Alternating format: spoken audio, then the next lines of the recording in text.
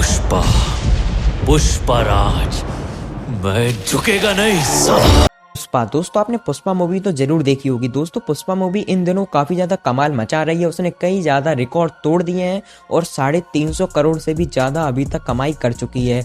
लेकिन गाइस, क्या आपको पता कि जो ये पुष्पा मूवी बनी है वो किस डाकू की जीवन पर बनी है? दोस्तों अगर आपको ये सब जानना है तो आज की हमारी इस वीडियो में बने रहिए।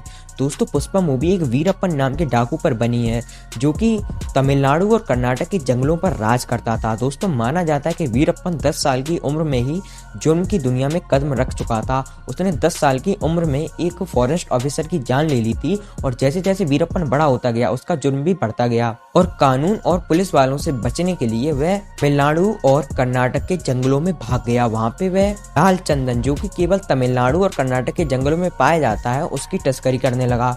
माना जाता है कि वीरप्पन ने 17 साल की उम्र में एक हाथी को भी मारा था और उसने अपनी पूरी जिंदगी में 2000 से भी ज्यादा हाथियों को मारा था और 184 आदमियों की जान ली थी। वीरप्पन चंदन की तस्करी करता था, हाथी के दांत की तस्करी करता था और बड़े बड़े बिजनेसमैन को किडनैप करके उनसे फिरौती लेता था। वीरप्पन का जुर्म इतना ज्यादा बढ़ गया था कि आसपास के लोग जो कि वीरप्पन के एरिया में रहते थे, जैसे ही वीरप्पन का नाम सुनते थे उनके रोंगटे खड़े हो जाते थे और पूरे देश के उस समय नाक में दम किए हुए था वीरप्पन। सरकार ने वीरप्पन को पकड़ने के लिए टोटल 100 करोड़ से भी ज्यादा पैसा खर्च कर दिया था, लेकिन सरकार के हाथ में कुछ नहीं लगा। एक बार तो सरकार ने वीरप्पन के ऊपर 5 करोड़ का इनाम रखा, कोई उसको पकड़ के ले आए, लेकिन सरकार को भी इस बार निराशा मिली। दोस्तों वीरप्पन को फेमस होने का भी काफी शौक था। एक बार तो उसने फेमस स्टार रजनीकांत को पकड़ने की धमकी तक दे डाली, लेकिन उसमें वो नाकामयाब रहा। लेकिन कन्नड़ मूवी के सुपरस्टार राकेश कुमार को उसने किडनैप कर लिया था और किडनैप की फिरौती के रूप में उसने उस टाइम पे 50 करोड़ रुपए से भी ज्यादा रुपए लिए थे। अब वीरप्पन को पकड़ना इम्पॉसिबल सा लग रहा था, लेकिन इस कमाल को कर दिखाया था विजय कुमार ने। दोस्तों साल 2001 में विजय कुमार को नया एसटीडी चीफ बनाया गया और जैसे ही एसटीडी चीफ बने वह तुरंत हरकत में आ गए और उन्होंने नई प्लानिंग बनाई और स्ट्रेटेजी बनाई।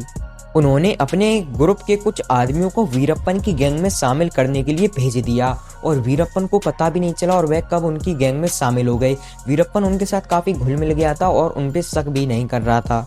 दोस्तों माना जाता है कि वीरप्पन अगर किसी आदमी से कम्युनिकेट करता था तो वह अपनी वीडियो बनाकर उस आदमी को सेंड कर देता था और एक वीडियो विजय कुमार के हाथ में पड़ गई और जब विजय कुमार ने उस वीडियो को काफी डिटेल में देखा तब पता चला कि वीरप्पन की एक आंख खराब है, उसको कोई इन्फेक्शन हो गया है। और जब विजय कुमार को शक हुआ कि वीरप्पन अपनी आंख का इलाज कराने के लिए कुछ ना कुछ तो करेगा, और हुआ कुछ ऐसा ही। वीरप्पन को अपनी आंख की चिंता सताने लगी और वहीं जो विजय कुमार के टीम मेंबर थे जो वीरप्पन के गैंग में शामिल थे, विजय कुमार ने उनसे कहा कि तुम वीरप्पन को उकसाओ कि वे अपनी आंख का इलाज करवाए। और हुआ कुछ ऐसा, वीरप्पन को अपनी आंख की काफी ज्यादा चिंता होने लगी, लेकिन विजय कुमार के उन आदमियों ने कहा कि मैं तुम्हारी आंख का इलाज करवा सकता हूँ। उन्होंने वीरप्पन से कहा कि अभी रोड के किनारे एक एम्बुलेंस आएगी, उसमें बैठ जाना और मैं तुम्हारा इलाज करवा के तुम्हें सुरक्षित उस जंगल में छोड़ दूंगा। और हुआ कुछ ऐसा ही, वहाँ पे एक एम्बुलेंस आई, लेकिन एम्बुलेंस में पुलिस के आदमी बैठे थे और वीरप्पन जैसे ही उस एम्बुलेंस में बैठा उसको पहले शक नहीं हुआ। फिर बाद में जब वो एम्बुलेंस के ड्राइवर जो कि पुलिस के आदमी थे वो उतर गए तो उसको डर लगने लगा। फिर पुलिस ने अनाउंस किया कि तुम आसपास से घिर चुके हो, अब भागने की कोशिश मत करना। लेकिन वीरप्पन माना नहीं। वीरप्पन ने गोलियां चलाई, लेकिन पुलिस वालों ने उसके जवाब में गोलियां चलाई और 300 गोलियों से भी ज्यादा गोली उसकी एम्बुलेंस में मार दी। तब बाद में पता चला कि वीरप्पन को केवल 2 गोलियां लगी थी, लेकिन उस एनकाउंटर में मौत हो गई थी। दोस्तों वीरप्पन का एनकाउंटर हुआ था अक्टूबर 2006 में। वीरप्पन को फाइनली मौत के घाट उतार दिया और वीरप्पन का खौफ खत्म हुआ। गाइस आई होप आपको ये वीडियो पसंद आई हो। अगर वीडियो पसंद आई हो तो प्लीज वीडियो को लाइक कर दो, चैनल को भी सब्सक्राइब कर दो।